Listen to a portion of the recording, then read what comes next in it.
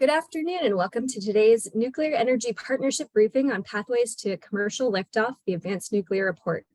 My name is Catherine Klein and I'm a technical advisor at NARUC Center for Partnerships and Innovation, where I support the Nuclear Energy Partnership.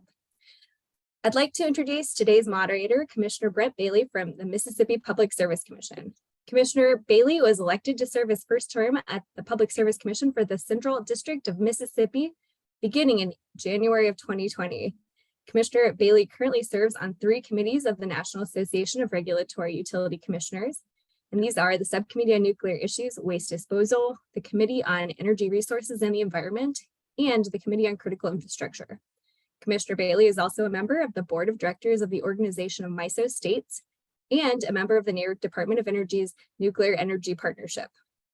Through his weekly newsletters, he keeps the public informed on the issues that impact constituents and makes sure their interests are being served. Commissioner Bailey is a 6th-generation Mississippian, and with that, I'd like to pass it off to Commissioner Bailey. Thank you. All righty, thank you, Ms. Catherine. I appreciate it. Certainly want to welcome everybody to today's webinar. So on behalf of the Department of Energy and the NARUC Nuclear Energy Partnership, thank you for joining today. And as we have a briefing on DOE's March 2023 report, Pathways to Commercial Liftoff for Advanced Nuclear. So the Nuclear Energy Partnership provides opportunities for state public service commissioners and commission staff to better understand the barriers and opportunities related to the U.S. nuclear fleet. It also provides education and information to state commissions and staff on the important issues surrounding the use of nuclear energy technologies. Today's webinar will feature Ms. Julie Kozeracki, Senior Advisor at the U.S. Department of Energy's Loan Program Office. So we thank DOE Office of Nuclear Energy for support of NARUC's research and technical assistance on nuclear issues, and I also like to welcome the members of the National Association of State Energy Officials, many of whom have joined the NARUC members in the new NARUC and NASIO Advanced Nuclear State Collaborative. For more information on NARUC and on the DOE funded nuclear programs and the cooperative effort with NASIO, please refer to the websites NARUC staff are sharing in the chat box. And please enter questions in today's Q&A box anytime, and we'll get through as many of those questions as possible following Ms. Julie's presentation. So this webinar is being recorded, and recording and slides will be posted on NARUC's website and emailed to attendees after the webinar. I'll briefly introduce the speaker, Ms. Julie, and she will then begin her presentation. So Ms. Julie is a senior advisor, as we mentioned, at Department of Energy, their Loan Program Office, and which has over $300 billion in loans and loan guarantees available to help deploy large-scale clean energy projects. In this capacity, she serves as the lead for a cross-DOE effort on the Advanced Nuclear Pathways to Commercial Liftoff report published this spring. Prior to joining the Loan Programs Office, Ms. Julie worked for Boston Consulting Group for 7 years, achieving the position of principal in 2020. She holds a degree in cognitive neuroscience from the University of Pennsylvania and a degree in economics from the Wharton School. Ms. Julie, thank you for joining us today and look forward to your presentation. You'll have about 20, 25, 30 minutes or so, and then upon completion, we'll jump into questions from today's audience. Thank you, ma'am. Let you take it away. Thank you so much. So excited to be here. And folks, I do apologize that I'm on a bit of a tentative internet connection, so I appreciate your patience, and I may have to switch off video at some point, but bear with me. So I'm Julie Kozeracki, and today I'll be talking through our recent report available at liftoff.energy.gov. And the Liftoff reports represent a department-wide initiative to strengthen engagement between the public and private sectors to accelerate the commercialization and deployment of clean energy technologies. So this report was a collaboration between the Loan Programs Office, the Office of Clean Energy Demonstrations, the Office of Technology Transitions, and the Office of Nuclear Energy. And for a bit more background on LPO, LPO was designed with nuclear in mind, and LPO expects to take a lead role in financing the deployment of new nuclear. Section 1706, the Energy Infrastructure Reinvestment Program, was created by the Inflation Reduction Act and now provides LPO with over $250 billion in lending authority. And the clean energy transition will be private sector led and government enabled. So we're excited to receive applications in areas that industry finds most compelling. And I will note that those funds for 1706 have to be conditionally committed by September 2026. So there's no time to waste in getting those applications in. And just to be clear, in addition to nuclear construction deployment, LPO can finance manufacturing across the nuclear supply chain, from components, fuel supply, to the front end, including conversion, enrichment, and fabrication. So enter the report, if you would mind moving to the next page. The reports are designed to be living documents and will be regularly updated as we gather more input from industry and the commercialization outlook on each technology evolves. And we started this work to answer 3 key questions that we heard over and over again from stakeholders. First, what is advanced nuclear and its value proposition? Then, do we even need new nuclear for net zero when we have all these cheap renewables? And then why will it be different this time, or why won't it look like Vogtle? And so if we move into the next page, to set the stage, when we're talking about advanced nuclear, we're talking about fission technology, not fusion. But it does include reactors of all sizes, from 1 megawatt microreactors up to gigawatt utility scale reactors, as well as small modular reactors, or SMRs, many of which are around 300 megawatts. Gen 3 Plus includes light water reactors, which are like the ones we've been operating for decades. Gen 4 reactors use new coolants like sodium and helium, and many of them require HALEU, or high-assay low-enriched uranium, for fuel. And note that SMRs may sound fancy, but they've been proven at scale. The US Navy has been using light water SMRs to power submarine fleets since 1954. So on the next page, to help answer the second question about if we even need new nuclear for net zero, the answer is yes, likely 200 gigawatts. And we currently have about 95 gigawatts of nuclear capacity online in the US. So getting to 200 gigawatts of new nuclear would mean tripling that capacity. And in short, in any decarbonization scenario, whether you build a ton of renewables or an insane amount of renewables, likely 20 to 40% of your grid needs to be clean, firm power. And firm power refers to generation sources that can provide stable energy supply during all seasons and during all periods of weeks up to months. And so of all that clean, firm power, nuclear looks to be a good option for 100 to 200 gigawatts of that, because you'll see in these scenarios, we're talking about adding upwards of 550 to almost 800 gigawatts of new clean, firm capacity. And you'll note that in these 2 different scenarios, on the right-hand side, if you try to build most of that energy transition with renewables, you have to way overbuild the capacity in order to make up for the variability or the intermittency of those generation sources. So new nuclear has a clear value proposition as a clean, firm power source that complements renewables build out on the path to our decarbonization goals. And note that I said complement renewables, not compete. Deploying clean, firm power sources like nuclear will enable the increased deployment of renewables. So on the next page, when I talk about clean, firm options for decarbonizing, you simply don't have that many options. And I'll note that in addition to being clean, firm power, nuclear also uses land very efficiently, requires less transmission build out, and the only thing harder to build than new nuclear is transmission. And folks often underappreciate just how much land and transmission will be required for renewables build out at scale. So between 2023 and 2050, about 200 gigawatts of unabated coal assets are expected to retire.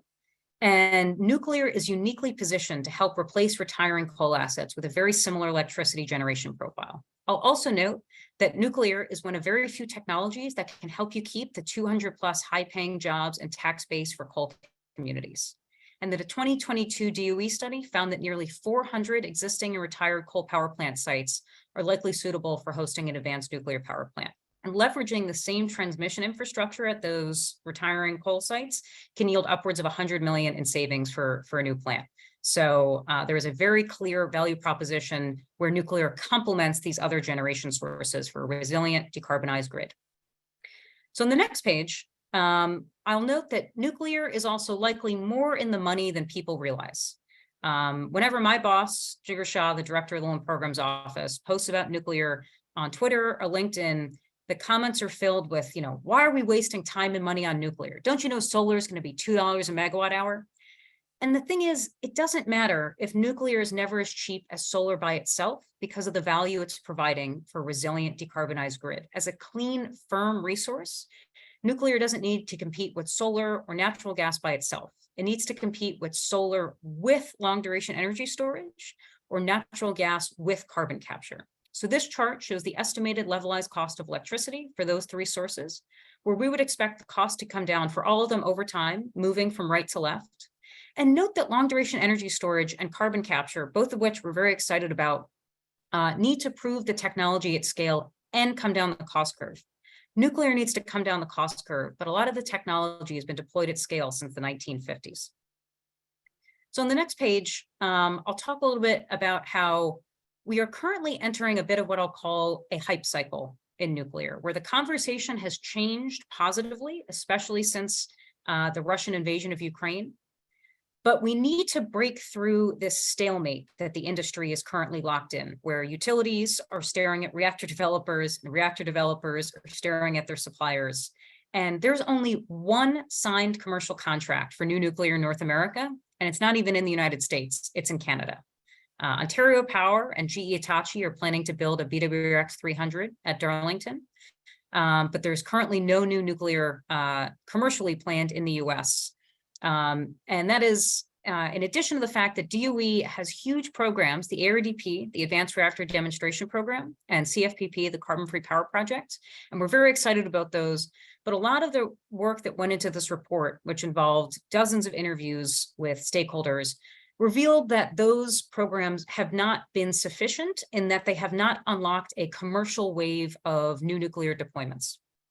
And another key output of this work is that if you're solving for nearest term deployment, Gen 3 light water reactors may have to come first because US utilities are a bit risk averse. And I'll note that the success of Gen 3 reactors will help build the infrastructure and momentum to ensure that Gen 4 reactors are deployed at scale. This is not a competitive displacement situation. But when we note on here that we need a committed order book, we're saying that we need signed contracts, not talking about press releases or MOUs or letters of intent that you sometimes seeing coming out of the nuclear community. We can't finance a supply chain with MOUs. We need signed contracts. And a critical mass of 5 to 10 orders by design is crucial for building out the supply chain efficiently and getting enough at-bats to coming down the learning curve. You can't have onesie twosie orders by each design. It's essential that you have at least 5 to 10 by design. And once we get that right, we have to deliver those first projects on time and on budget. And if we can get that right, it'll be an enormous opportunity for American industrialization, deploying clean energy, establishing domestic manufacturing, and creating 300,000 high-paying, good quality jobs. So on the next page, I will note that the arithmetic to 200 gigawatts by 2050 is a bit intimidating, and we've got to get going. Right now, every utility recognizes they need new nuclear, but I often hear that they want to wait for someone else to go first, second, third, and they'll maybe order reactor number 4. But that's not good enough, because if they all wait for the demo projects to be done, it'll be too late and we're going to miss the boat. We need to sign contracts now and stagger the orders, because it's also not going to work if utilities all wait and then place orders at the same time, because we won't have the supply chain built up to deliver those. And we have done it before. We built massive amounts of new nuclear in the 1970s. And I will note that although SMRs are likely to play a really important role, particularly in the early scale up of new nuclear, to meet 200 gigawatts, we will likely need big reactors again. And it's tough to beat the economies of scale on an 1100 megawatt reactor.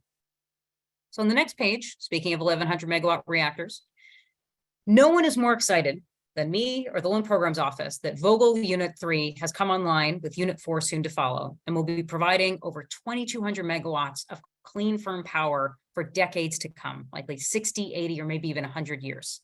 And the team at Vogtle, the folks at Southern and Georgia Power, ran through walls to make that happen. And there are a number of lessons that we need to share, because frankly, the biggest question that has prevented new orders for new nuclear is, why won't it be Vogtle again? So we review this in the report, and key lessons from Vogtle show us that nuclear construction issues are avoidable with rigorous planning, from ensuring that designs are relatively complete before construction begins, to investing heavily in pre-construction planning and building out detailed resource-loaded schedules. And it's important to note that when you look at the issues at Vogtle and with other nuclear construction projects, they're not nuclear-specific issues like with the nuclear island. They're general mega project issues that you see with any mega project for construction, from building bridges to Olympic stadiums. And so I'll note that, in some of the specific lessons from Vogtle, the AP1000 is a terrific technology, but the design wasn't complete enough before construction began, which created a cycle of rework when differences were discovered for construction. And there wasn't a detailed enough integrated project schedule. Vogtle also required over 9,000 people at peak, and you can start hitting diseconomies of scale once you're managing, a city's worth of people. So the next few years will require a critical trust building exercise for the nuclear industry, and it's essential to prove why new builds will be different, delivered reasonably on time and on budget. So for example, Ontario Power, in signing that contract with GE to build the Beta Reactor 300, also announced a partnership with TVA and Synthos, where they're providing a $400 million investment in finalizing the design, showing a serious commitment to learning lessons from Vogtle. OPG has also announced that they're pursuing an integrated project delivery model, which is an updated approach to sharing risk across all partners involved in nuclear construction that aligns the incentives of everyone involved.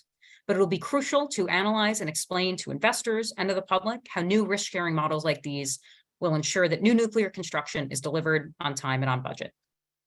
So on the next page, I will also note that nuclear has a bit of a credibility problem, where folks don't necessarily believe the cost numbers. The first reactors that we build will be expensive, and we should say that.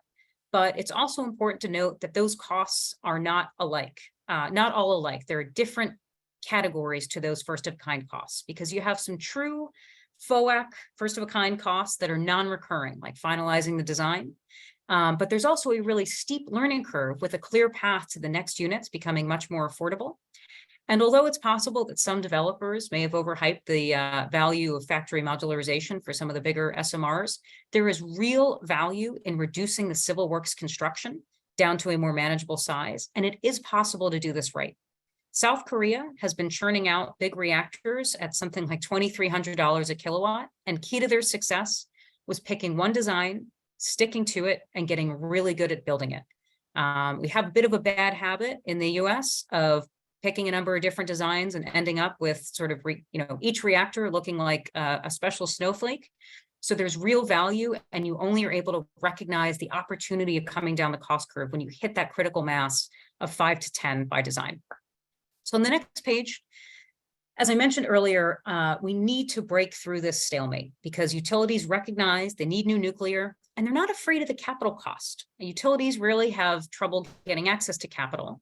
They're afraid of the uncontrolled cost overrun risk, like at Vogtle, or of the costly project abandonment risk, like at VC Summer. So utilities going in together in a consortium or a buying pool for a single design could help smooth that risk across multiple reactors and help bring up the critical mass of orders needed by design. But to accelerate those commitments and to build that order book, it may take an intervention to help manage that completion risk. So one utility had proposed the concept of overrun insurance, which could help provide the cost certainty that utilities are looking for when they go to their CFOs, boards, and public service commissions. And I think it's important that we look for creative ways, because there are also a number of folks like tech companies and industrials who have a really high need for clean, firm power and are willing to pay a little bit more for it or pay for it more flexibly, and making sure that we're helping pair those off-takers who are willing to pay premium for clean 24/7 power with folks who are able to help bring these projects to completion. In addition, the government, for instance, the Department of Defense, could also have a big role in becoming an owner or off-taker for new nuclear. And I'll note that getting new nuclear built is not really a technology problem. It requires us solving the customer and credibility problem. So we've got to get specific about solutions that will provide confidence for signing contracts sooner. And as I noted at the beginning, we are private sector led and government enabled. So we're looking for more detailed input from industry to tell us what they need. And we hope to continue updating versions of this report with more detailed input going forward, as well as informing a number of questions that we've gotten from Congress, as well as the White House, in terms of what the industry needs to be successful. So I'll pause there and happy to go through any questions folks have.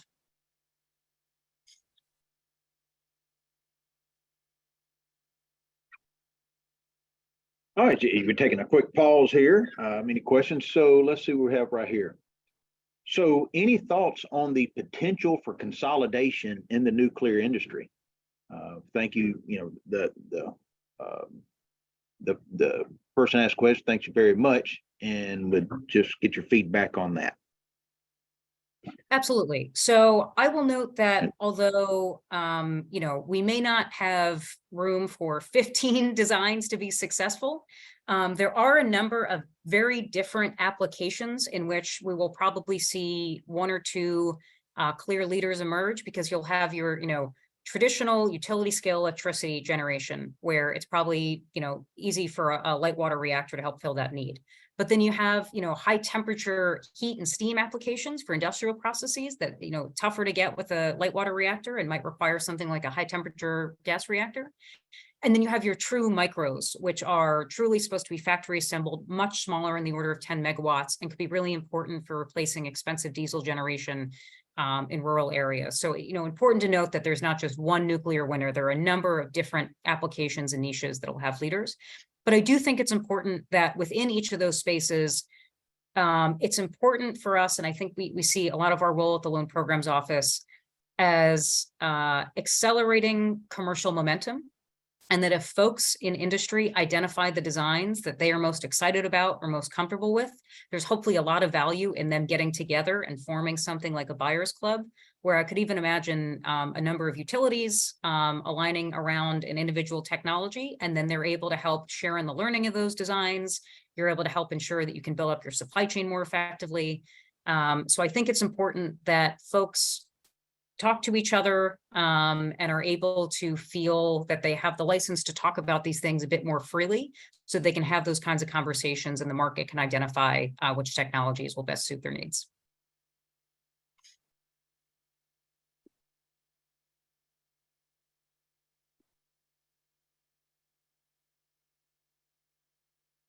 And I see. Okay, one more just popped up, excuse me there. So can the nuclear unit slated for shutdown, for example, in PJM, potentially be repurposed or relicensed? So I will note that, and so normally everything that comes through LPO is business confidential, but Holtec has made this public. So Holtec is currently trying to restart the Palisades nuclear power plant in Michigan and is working with LPO on the financing for that. And we are very excited about that and are excitedly working with them and beginning the due diligence process to hopefully restart Palisades in Michigan. And I will note that in addition, LPO has authorities not just for new nuclear, but we can also finance upgrades and uprates for existing nuclear. And I hope that, things like subsequent license renewal and other upgrades would also be eligible for our office. So if folks have plans for their, upgrades of existing nuclear, please come talk to our office. And in addition, the Civil Nuclear Credit Program, so that's $6 billion. It's now administered by the Grid Deployment Office, but that's for existing nuclear power plants that are operating at a loss, and the CNC program helps true them up and ensure that they don't have to shut down due to wholesale power price economics. So one more before we move on, because you've brought this up. So what other international lessons in nuclear can be applied to the U.S. besides the Korean example that you brought forth? So I will note that Japan also had a pretty good track record of picking a design in the 80s, 90s, sticking with it and getting really good at getting those built on time and on budget. I think in the Western world, we have struggled a little bit more with not only big nuclear construction, but just mega project issues. But to come back to the consolidation in the industry, there is real value in getting up to enough at-bats on a single design. And I think both Japan and Korea have really important lessons there. I'll also point to France, of course. France gets over 70% of their electricity from nuclear, and almost all the rest of their generation is clean. And I think that Germany has put themselves in a really tough position by shutting down, their really, some of their largest generating assets in their nuclear plants. And they are now sort of scrambling, burning more natural gas or diverting nuclear power from France. So I would see France and Germany as also offering some pretty interesting lessons for us. Yeah. So earlier you talked about in the process of how do we get, reinvigorate the nuclear industry. You said the utilities are are looking at the nuclear designers, and the designers are looking at the reactor builders, and so on and so forth. Our question is, can you share more about how the role of the Department of I guess the Department of Defense in this, how they can help in kickstarting the manufacturing supply chain in regards to critical nuclear components? Yes. So I'll note that DOD has expressed that there's a clear mission value for the microreactor space. So these are ones we're talking anywhere from 1 to 20 megawatts, both for forward deployment purposes. So Project Pele is going to be a BWXT microreactor that could be forward deployed in combat situations. But Eielson Air Force Base in Alaska has also released an RFP where they're going to provide a PPA for a microreactor that would basically just provide base power in Alaska. So it would be wholly analogous to presumably the version you'd use commercially. And I think DOD has a really helpful role there in that they can provide some of that early premium offtake where you're able to pay, $250 a megawatt hour, because what you're replacing is so difficult and expensive, diesel in really tough areas. So I think DOD has a really critical role for helping provide some of that early certainty and offtake that'll help people make investments in setting up manufacturing facilities. I hope that DOD will also have a role in larger SMRs, because I think that, the Navy has been building and operating nuclear reactors since 1954, since Admiral Rickover launched Nautilus, and then oversaw the shipping port in 1958. So there is a supply chain, there's a workforce, there's experience to draw on. And our military bases also have a really high need for reliable, resilient power. So I'm hoping that there's also a role for them in larger RIC. And then just on the stalemate question, because I don't want to say I was quoted out of context last week after speaking that at the panel. I should have said we need to break through the stalemate.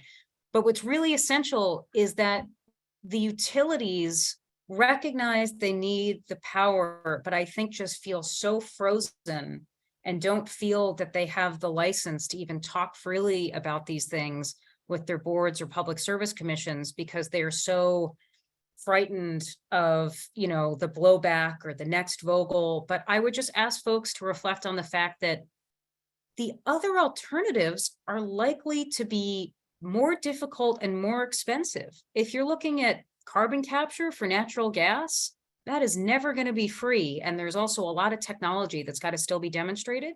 Or if you're talking about renewables, it's not only the long duration energy storage, which has to be delivered at scale, it is radically increasing the transmission required for a lot of distributed resources, as well as the land use that comes along with that. So I think there's this false paradigm that people have where they're like, hey, we either do nuclear and it's really expensive, or we don't do the option where you don't do nuclear is likely more difficult and more expensive. So I would just encourage folks to really think through about the alternative, or the lights aren't going to turn on. I guess that's the other that's the other alternative.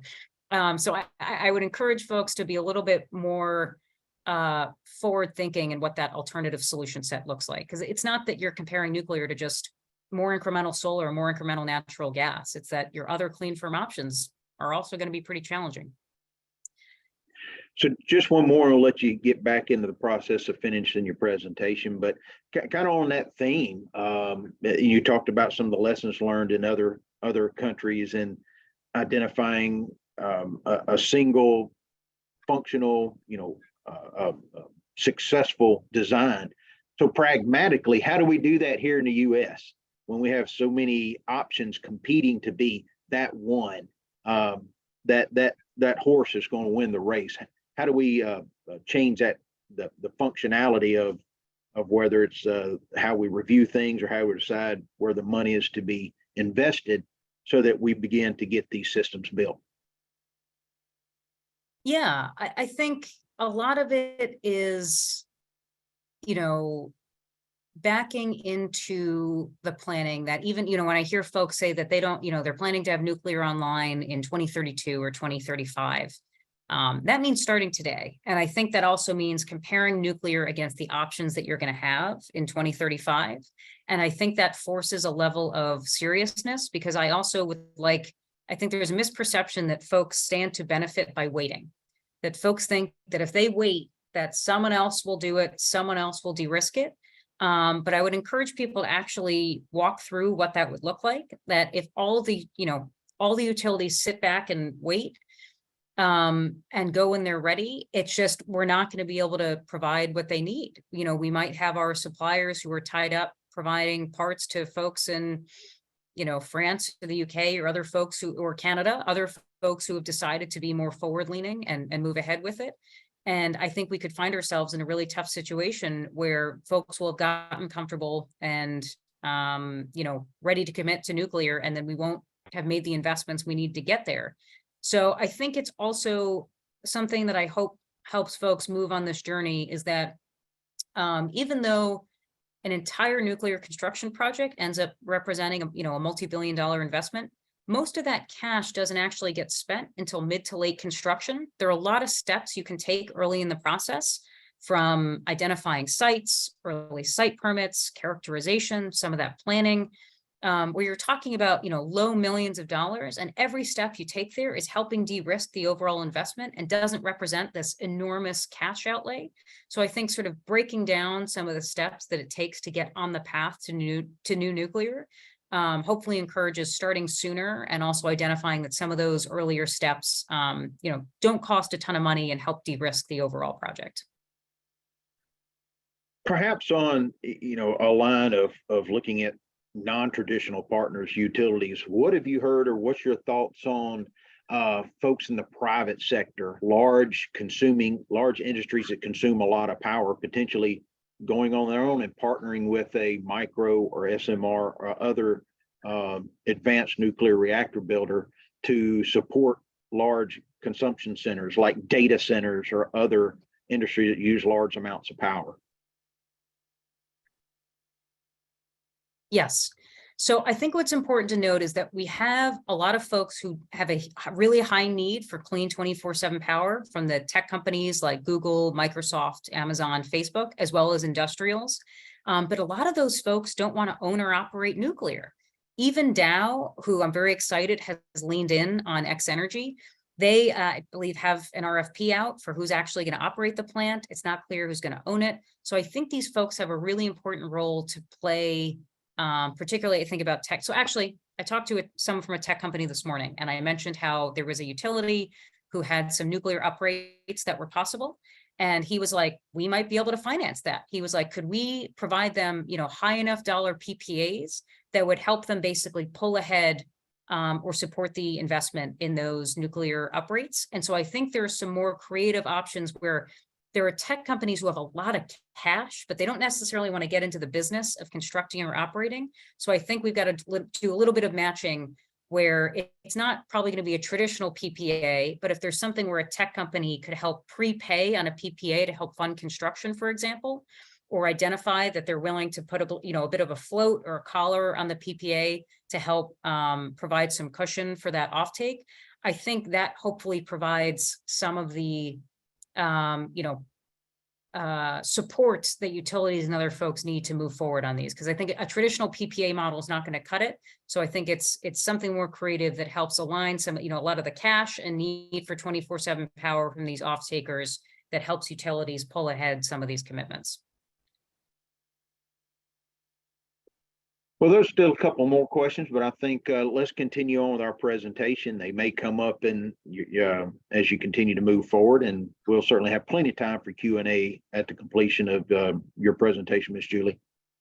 Oh, so I just had appendix slides after this, so I was pausing, so I landed on the recommendation. So I'm happy to go through in more detail, but if folks have more questions, I'm happy to answer those now as well. That was the end of the main flow. Okay, yeah, we can figure. I wasn't sure if you had a couple more you want to. I couldn't remember. All right, so this is getting to be, I guess, a question in regards to ensuring that we're not losing that knowledge base is out there, and maybe helping get that next generation of learners involved in the new technologies coming along. And so the question is, would DOE be willing to help fund project management courses for students interested in working in the nuclear industry, engineers and business students, et cetera, to help, I guess, initiate that new generation of interest in this sector? So I can only speak most directly to the Loan Programs Office, where we've only got, loans that have to be repaid with interest.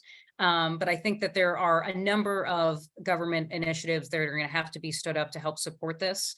And whether some of that's from DOE or from the Department of Labor, I think there are a number of government programs ready to support. But the most important thing is that we have the committed order book to show that there's a path there.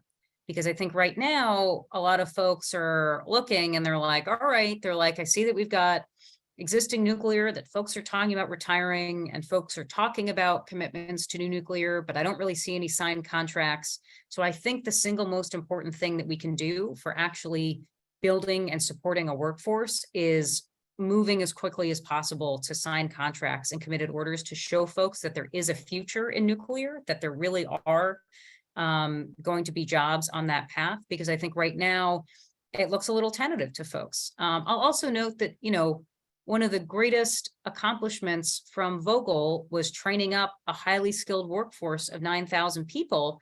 And it would be a real shame if we can't find, a slate of new opportunities to unleash those folks on, because otherwise we are going to end up losing a lot of those skilled trades. And so, of course, there are outages and other things in the existing nuclear fleet that a lot of them can do. But I think the sooner that we can actually identify and lay out the path for there being, new jobs in nuclear is really, really important. And I also, the last piece on the jobs I'll mention is, I think it's going to be really critical for coal communities, where you have, 150, 200 folks who are supporting those plants, highly skilled. And a lot of them, for spinning a turbine, et cetera, it's actually pretty similar in nuclear, although there are obviously a lot of, training and upskilling opportunities for nuclear.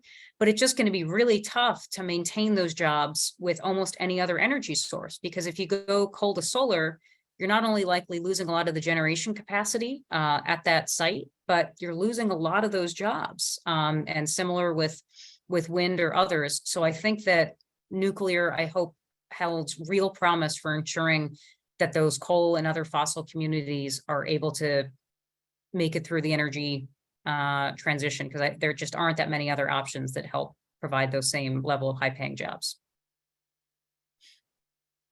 So a question here, I know this may kind of go the opposite end of the spectrum on our nuclear side. We're really talking about starting these first of kind, nth of kind, these new technologies in this next several generations.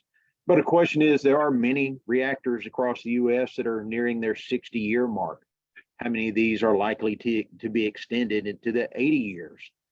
Not sure if the Loan Program Office has a strong opinion on that, or an inside baseball view, but that certainly we can bring that forward.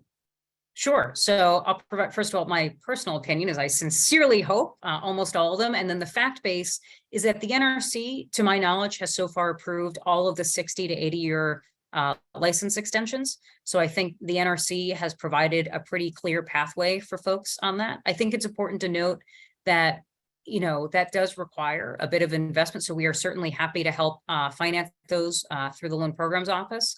But really important for folks to recognize the value of keeping those existing assets online, because, for instance, if Palisades is able to turn back on, it's like over an 800 megawatt reactor, the investment required there is going to be so much less than building a new generation asset from scratch. So anything we can do to ensure that our existing fleet is up and running for as long as possible, acknowledging that sometimes requires additional engineering or additional fixes. So it's not free to keep those going, but I think that the marginal investment from those really, really pays off. And then that also, brings up another point on just the fact that, a lot of these really are expected to be 80-year assets, where I don't know that the Vogtle conversation is always framed most accurately, because, of course, we are sincerely grateful to Georgia ratepayers for what they are providing near term, but that collection of assets will be providing really cheap power for the vast majority of the time that it's online, for, again, call it 65 of 80 years. And so, all the Georgia ratepayers, it's not only their children and grandchildren, but they themselves, I hope in, a few years from now, will have really cheap power that they will be, cheap, clean power that's online for many, many years. So I feel like there's often a little bit too near term of a focus, because with many other generating assets, like solar or wind or even natural gas, there's a much shorter turnaround time. So even if the LCOE is over a shorter period of time, that requires quite a cycle of engineering and rework and redesign when we're talking about, 80 years of reliable, mostly cheap generation for these assets. Thank you, Ms. Julie. And for those that are participating on today's webinar, we still have opportunities, still plenty of time to answer your questions. If you have any comments, there's one that just popped as we speak. So there we go. Oh, the gate. I will also note the question that I saw.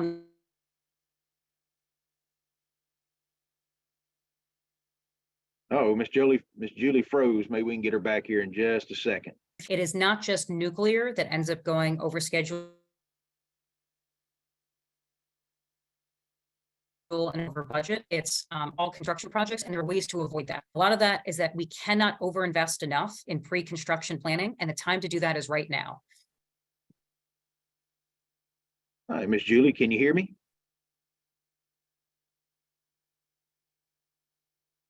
Uh-oh. So, Miss Julie, if you can hear me, so what is the limit of updates for a unit? Is it unit dependent? If a unit has already been updated, is there any opportunity for further updates?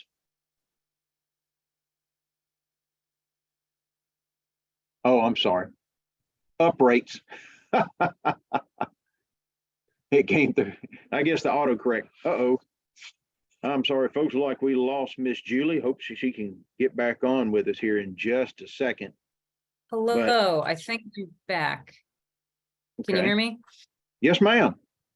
Okay, sorry about that. The entire Zoom app quit. My apologies. No, glad to have you back. Glad to have you back there, and you're back online. So the question I was trying to ask, and I messed it up, and I guess autocorrect on this thing got it. So what is the limit of uprates for a unit? Is it unit dependent? And if a unit has already been uprated, is there any opportunities for further improvements and efficiencies? So I believe that does depend, but I know there are a number of existing reactors that have uprates available. I think there's some particularly in the Southeast that I think even have already been commission approved, upwards of a couple $2 billion in uprates. So even if plants have already been uprated, I believe there are still, even in the last few years, opportunities to keep increasing the power output on those plants. Are those loan program office eligible? Yes. Okay. All right. So here's a question. Again, we'll see if LPO is applicable to this. So the NRC took on average 8 years to license research reactors. Those reactors have been in operation for 50 years. So please address the NRC timeline and the impact on ratepayers and the loan process. Sure. So I would encourage folks to look at the news that Kairos announced this week, where Kairos was able to get basically, approval from the NRC on a test reactor in like 21 months, which was pretty record time. And this is, a Gen 4 reactor, something, pretty new for the NRC. And I think the NRC, didn't have enough nice things to say about, it could not say enough nice things about Kairos and how they worked with them through the process. So my general impression is that I often hear a little bit of scapegoating in the NRC, but I don't know that we've given them a ton to say no to, particularly on the new reactor front. If anything, I think the NRC is smarting a bit from the prior nuclear renaissance that didn't materialize, where they really staffed up and prepared, and then the reactors never came through. And so I think what will be important is ensuring that the NRC process is predictable. I think right now it can feel like a bit of a black box to folks. So the more that we can break down the steps and the expected timing on each of those will be really, really crucial. But no, the NRC I think right now is not the gating factor preventing new nuclear deployment. But I think that they could become a gating factor if they don't have the staff and resources that they need to start processing through, multiple applications a year. But I don't know that they're the holdup right now. And certainly, I hope that we will move towards a speed, a state of greater speed and predictability and transparency for folks who sometimes feel that the NRC process isn't the most understandable. Yeah. Certainly some good points there to take away. One last question we have here. So what is the state of the U.S. nuclear fuel cycle? And how about the back end or disposal aspect of those materials? Do you believe And then I subsidies saw are up? another question. Yeah. Uh-oh. Ma'am? Okay, let's see if we can get Miss Julie back on here. So I can hear you, but it was a little unstable. So was this the question in the chat around the nuclear fuel cycle? Yes, ma'am. Okay, excellent. So I hear a lot of discussion, particularly about HALEU. And so I will note that an RFP was released by the DOE a couple days ago. And HALEU is not a technical challenge. It's pretty easy, particularly for an existing enrichment company like Urenco.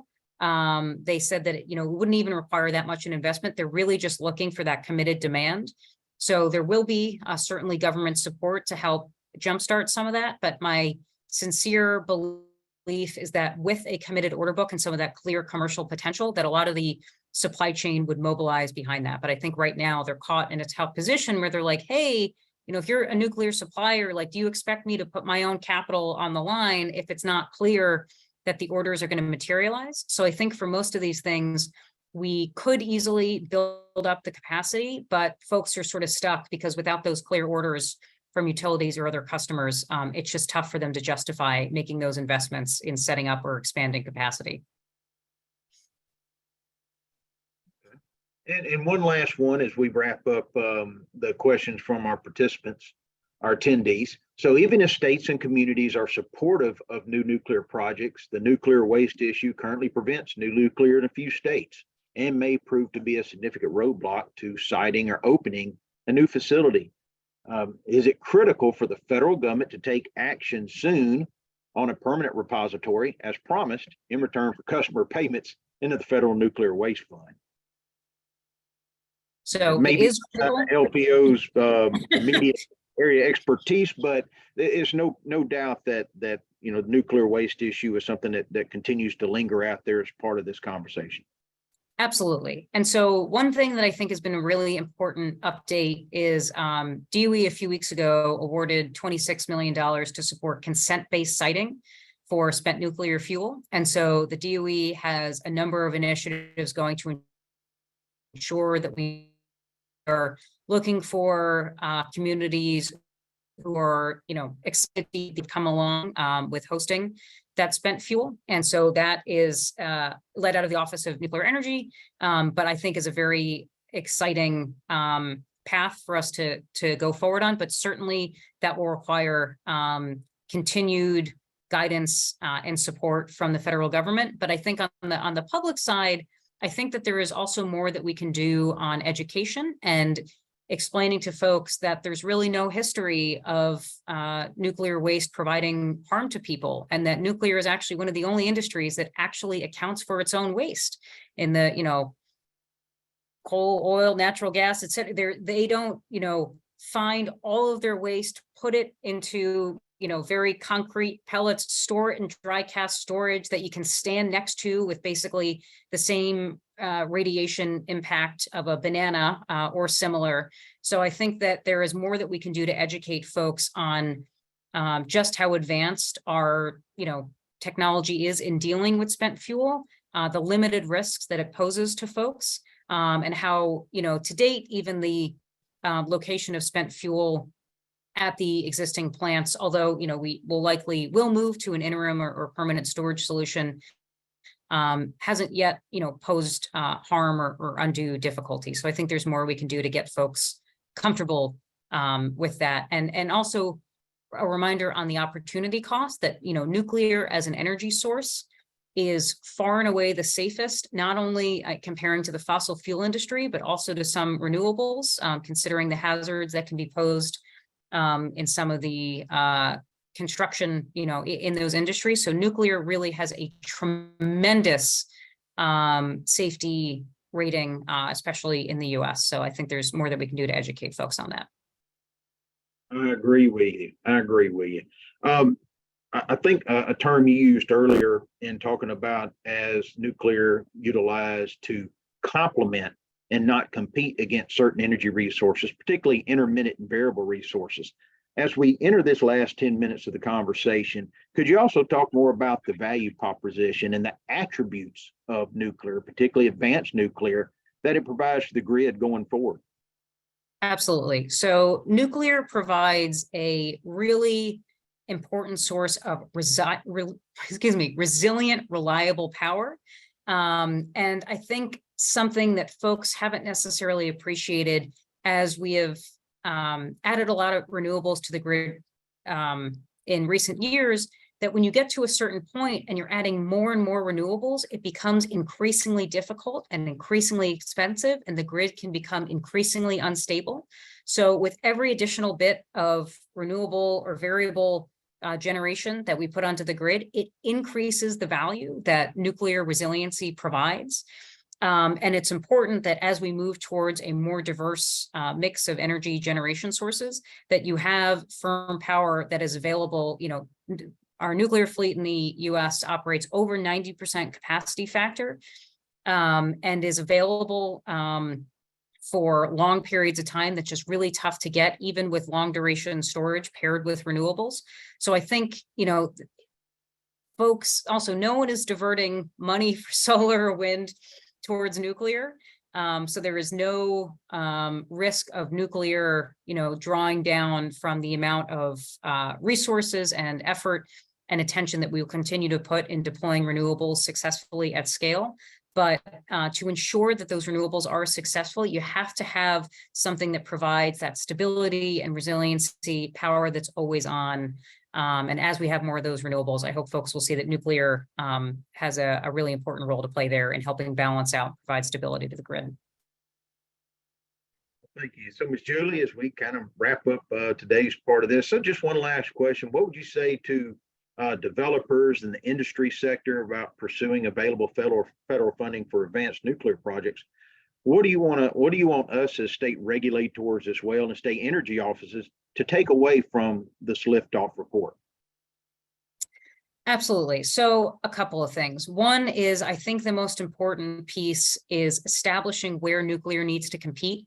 That nuclear needs to compete as a clean, firm resource, which means comparing it with solar with long duration storage or natural gas with carbon capture, as opposed to just some of the options we have online today. And I really encourage folks to think about the cost and risks of those other options as they're thinking about opportunities for new nuclear.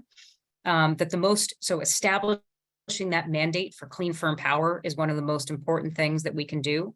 Ensuring that utilities have the support that they need to look for pursuing new nuclear opportunities, and that, of course, they should talk to our office. We're designed to help with this specifically, but that in addition to federal resources, I hope that there will be state resources, private resources, because for a number of states, particularly if you're talking about locating manufacturing facilities, that's an incredible economic development opportunity.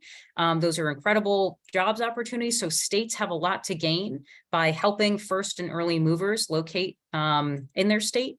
And then there are also a number of other folks in the ecosystem. So these tech companies, industrials who are looking for ways to help and who have, cash and resources. And I think getting a little bit more creative about how we can match those folks in, and then genuinely encourage folks to identify the specific issues for what would it take to make a commitment to new nuclear. Because I think Making the commitment to new nuclear can feel like sort of an overwhelming or ambiguous level of risk. And so identifying and segmenting out some of those costs or risks that we could help address, because I think there are more resources and more folks with money who are willing to help answer some of those questions. So for folks who are on the fence, please come talk to us, talk through some of those hesitations, and I hope we can identify some specific and creative solutions to those issues, because frankly, the math just doesn't work without nuclear.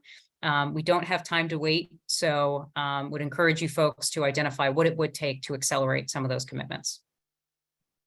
I certainly agree that nuclear is going to be part of a clean energy future as we continue to focus on decarbonization across the nation, particularly in certain regions, and what utilities and others have as part of their timeline for achieving certain goals and objectives within their self, and as far as what their customers demand. I know as a regulator and others, we tend to be potentially risk averse sometimes as well, because we want to do it in the best interest of our ratepayers. We want to share adequate energy resources, but at the same time, we're always cognizant of our ratepayers, the cost that comes down to them, particularly for our low and moderate income customers. That's part of every ratepayer base and what that means to them. So I appreciate your time today and the information you have brought forth about advanced nuclear in this project. I'm sorry, in this report. You mentioned Vogtle. Hopefully we have a chance to visit that. We're just a couple states over. Hopefully get a chance to go over there and see that facility sometime in the next several months. Maybe have an opportunity there. But thank you again for the Office of Nuclear Energy at DOE for their support of this webinar. And Ms. Julie, thank you so much for your time today. Thank you. Had an excellent time. And folks, my email is julie.kozeracki@hq.doe.gov if you have any questions or want to discuss. Really appreciate your time. Thank you. Thank you.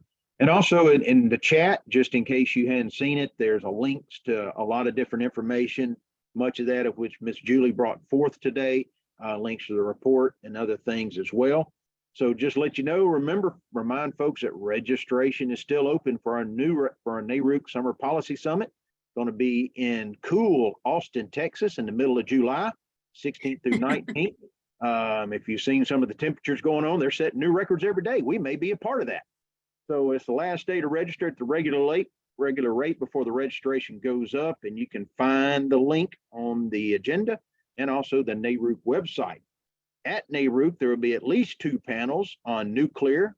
On Sunday, the Subcommittee of Nuclear Issues will host a panel on utilizing advanced nuclear energy for energy security and resilience on military bases in the U.S. And then on Monday, the Electricity Committee will host a panel on nuclear small modular reactors, economic development, and regulatory implications. And also save the date for a webinar, a NASIO NARUC Advanced Nuclear State Collaborative webinar, that is, facilitating equitable community engagement to support the deployment of advanced nuclear. So be sure to check NARUC's website for other information on other exciting activities and events. And please reach out to Kira and Catherine at NARUC CPI for any other questions or feedback. And I think we're going to hit right on time on our 1-hour mark. And I want to thank everybody for joining us today. It's certainly been a pleasure to be part of the webinar and hearing the great information, Ms. Julie and the Loan Programs Office and the opportunities we have out there. And thanks again to Kira and Catherine for their support in pulling this webinar together. I hope everybody participating learned a lot. I certainly did take a lot of notes, and perhaps we'll see many of you here in just a few weeks over in Austin, Texas. So thank y'all. Signing out.